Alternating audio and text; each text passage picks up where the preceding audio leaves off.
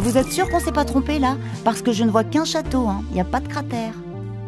Alors aujourd'hui, si vous regardez une image satellite et que vous regardez le cratère Rochechouart, eh ben vous voyez rien. Donc depuis l'espace, on ne voit pas de structure d'impact. Depuis 200 millions d'années, vous avez eu l'eau, les vents, le glacier qui finalement ont certainement recouvert et ont tout doucement grignoté les bords du cratère, et au fur et à mesure, ces bords du cratère ont disparu et aujourd'hui, finalement, vous ne voyez plus du tout les contours du cratère puisqu'effectivement cette érosion a été très active depuis 200 millions d'années. Les roches de la région sont utilisées depuis l'époque gallo-romaine pour construire des maisons, des écoles et même un château.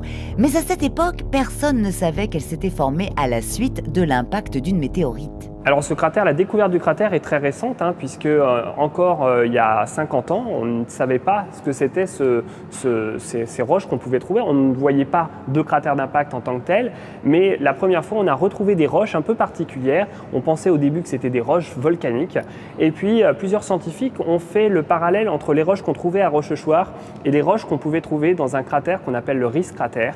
Et ce Riss cratère était déjà connu depuis quelques années, et c'est à ce moment-là qu'on s'est dit qu'un les roches ressemblent, et c'est à ce moment-là qu'on a attribué les roches du cratère Rochechouart à la formation d'un impact. Ces roches, on les appelle les impactites.